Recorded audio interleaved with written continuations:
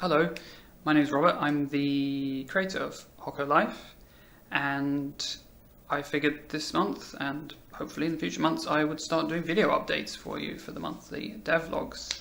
I've already started doing these for the weekly updates that I do for patrons, and they felt pretty good. Felt like a nice way of getting information across. You get to know me a little bit better, and I think it's a little bit more fun than sort of a big page of text, really. So let's get stuck into what happened in September. So in September, all the work was focused on the new clothing update, and it feels a little bit weird talking about an update and the work that went into it after it's come out, because it's almost like I'm telling you, hey, I worked on this thing, but you're already playing it, so you already know what it's all about. So I thought I would just sort of give a quick run through of what was involved in the update and some thoughts and other things to give a bit more context behind it.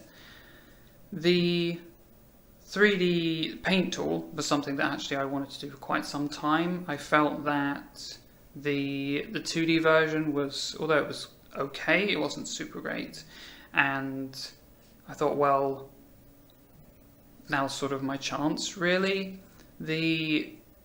The idea of being able to paint in 3D and actually having the object that you're painting, having that in front of you, being able to rotate it and paint directly on it, is a lot more intuitive than having a sort of a 2D flattened version, almost like an unwrap of an object, and then trying to figure out, okay, well, if I paint in this area, it's going to affect, I don't know, maybe the sleeve or something like that. Moving over into 3D, I think, fit a lot better with the 3D design tool that's in the game, but also at the same time, like I say, I think it's a lot more of an intuitive way of painting. One other thing that's quite good about moving into a 3D paint tool is it's quite easy for me to add other meshes, other objects that people can paint in the future. And you sort of saw this already with the number of clothing items that are now available for you to paint in the 3D paint tool. As soon as I'd moved over into using this system for painting, it's just a case, or has been a case, of just loading in one of the clothing meshes that we already had in the game, and then players can paint on it and start wearing clothing that they've designed. So if I want to, we can make more clothing items and we can add those to the game a bit later on, and they can be ones that the players can also design. So that feels good. One of the things that I was a little bit concerned about doing this 3D paint tool was that really it was mostly just how much work is involved, and originally I had thought about doing it myself and going from nothing to having a 3D paint tool. That's obviously quite a bit of work. I was very happy when I found that actually someone had made something very similar to what I was after, and they'd put it on the Unity Asset Store. So after a little bit of investigating, it turned out that it was pretty much exactly what I needed. So I bought the asset, and then I spent, I think it ended up taking a bit longer than I was anticipating. I think it took like 2-3 weeks, something like that, to actually sort of take out the core and everything that I need, and then reconnect all of the other parts that already exist from the 2D painting tool into the 3D painting tool. So the, saving out the texture and getting that hooked up onto clothing and making sure all of that flow worked. Like I say, it took a little bit longer than I was expecting. So it ended up taking a little bit longer than I was anticipating. I was hoping to get some more work done, some more improvements and fixes and things into September's update. But everything always takes a little bit longer than you think it will.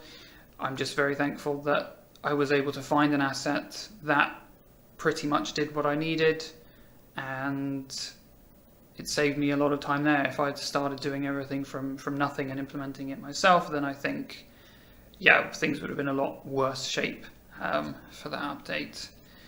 So that was the 3D painting tool. That got done. Alongside that, we added a lot of new clothing items. These focused on head, and I think in the game I call them face attachments. It sounds a little bit weird, but there's things that attach to your face, so it made sense. These, again, were things that the functionality, or the base functionality for them, already existed in the game, but due to a lack of time and inability to actually get the 3D items made or the textures done and things like that in time for the first early access release, they had to be delayed until now. So thankfully there wasn't much work involved there. That was a case of sort of dusting off the old systems that already existed and working with the artist that's helping me out, working with him to just build all of the 3D items and get those into the game. With the new 3D painting tool and the expanded amount of clothing that people can design, it made sense that I spent a little bit of time as well working on the online creator catalog and getting that set up so that it supports clothing designs. It feels really good to have added the sharing of clothing items as well to the game. This was something that I think was sorely missed from the first release. It feels really great now to let players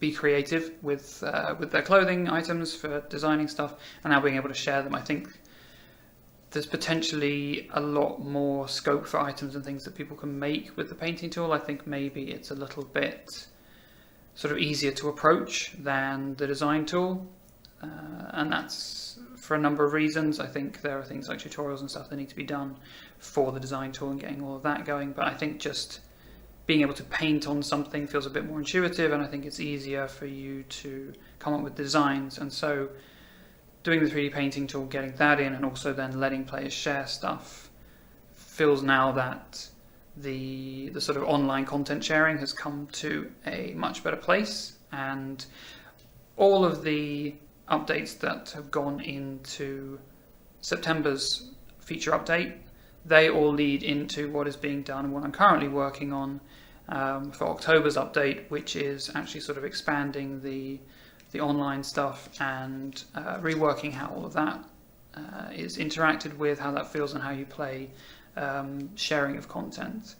All of that stuff is coming in next month's devlog, so I don't want to say anything now and spoil what's coming. So for the last bit of this video, I thought I would just quickly go through the 3D Paint tool and run through maybe some of the keyboard shortcuts and tips and tricks for making your designing and your painting of clothing and other items a bit easier.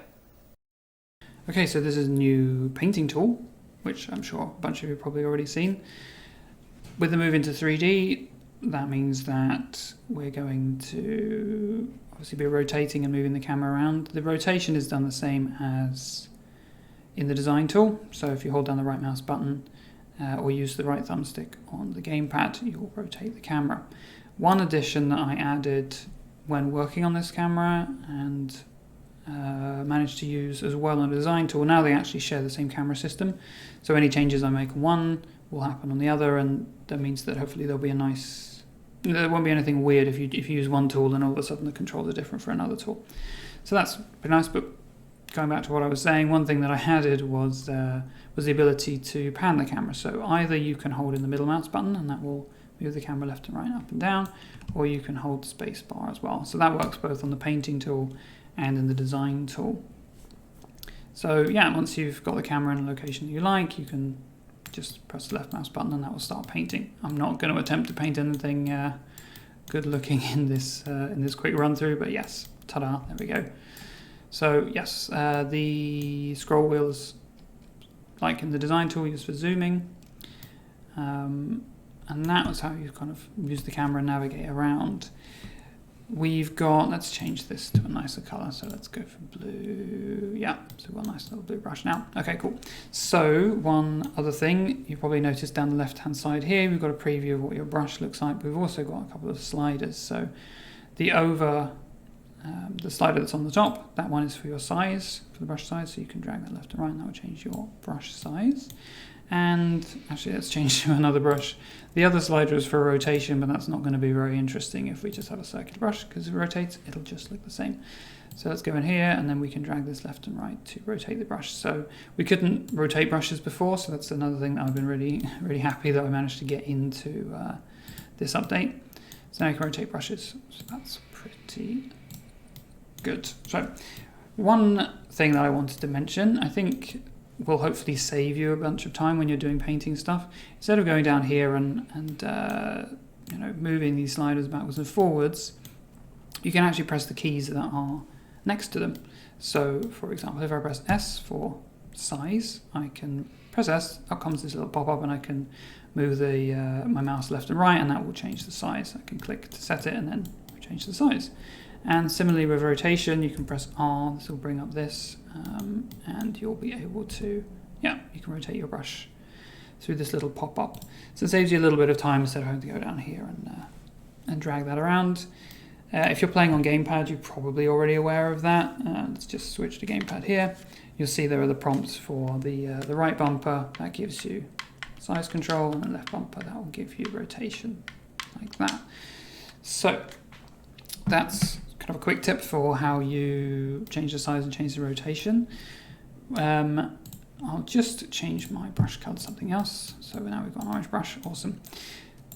One other thing that I wanted to just quickly run through with people that I'm not sure if people are aware or not, but there is a kind of a handy trick. If you're working with a couple of brushes and a couple of colors, you may have noticed that on the left-hand side here, there are these two sections. So every time you change a paint color and every time you change a brush, these will get updated.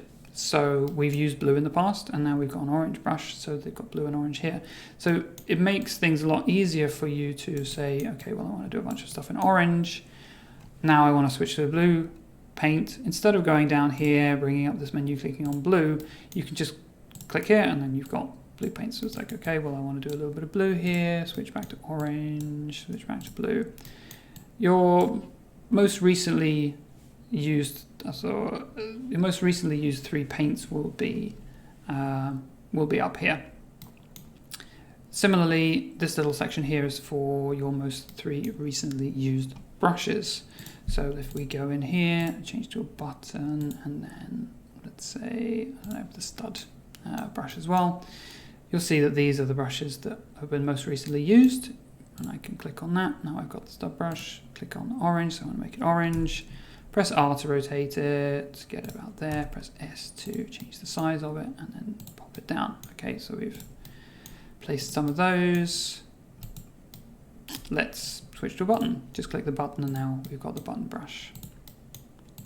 So those are the, I guess, tips for speeding up your workflow a little bit when you are working with the painting tool. Maybe you already knew about them, maybe you didn't, but hopefully that'll make life a little bit easier for you.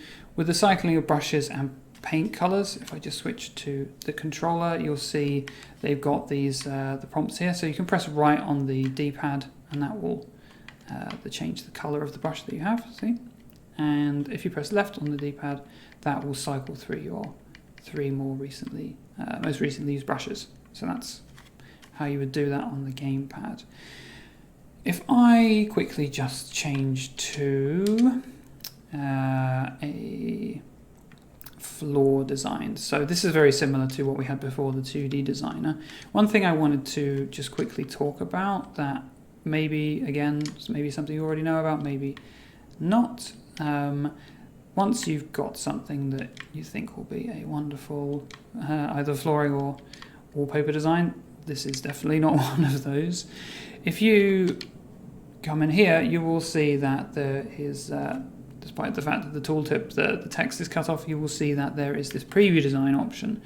If you hit this, this will actually load you into like a preview of a room, and you can see how your wallpaper or your floor design looks. So you can come back in here and go, well, okay, well, for some reason I want to add buttons to this. I want to add orange buttons. So let's add some orange buttons. Okay, this is feeling pretty good. I'll go and preview my design. All right, yeah, looks looks great. So hopefully that's another thing that maybe you have missed, but that makes life a lot easier when creating things like wallpaper and flooring. So I hope that was a little bit helpful for you, just going through some of the maybe slightly more hidden parts of the painting tool. It's been really great to be able to switch this into a 3D painting tool. It's finally turned into something that is a lot more like what I originally envisaged. So I'm really, really amazed by the creations that people are making, and I'm really, I can't wait to see what everyone's going to continue making with this, with the new 3D paint tool. So thank you for watching. I completely forgot we added a photo mode as well this month, so that was another addition that got added with the update. It's sort of a relatively minor one, I suppose, in comparison to everything else, but I think it gives quite a lot.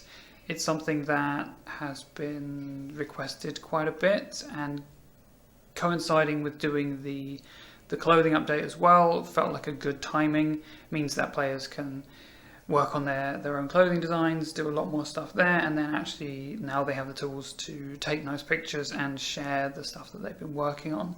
It also means that we get to see really nice photos of people's towns and all the really awesome 3D stuff that people have been building.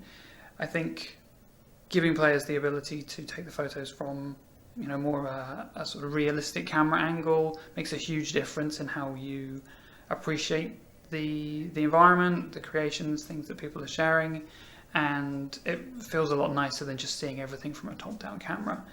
I'm really, really happy I managed to get that in the update as well, and it's been great seeing the photos that people have been taking and sharing, and I'm really, really looking forward to all the more pictures that everyone's going to be putting out there and sharing with the time that they're having in Hokko. So yeah, thank you.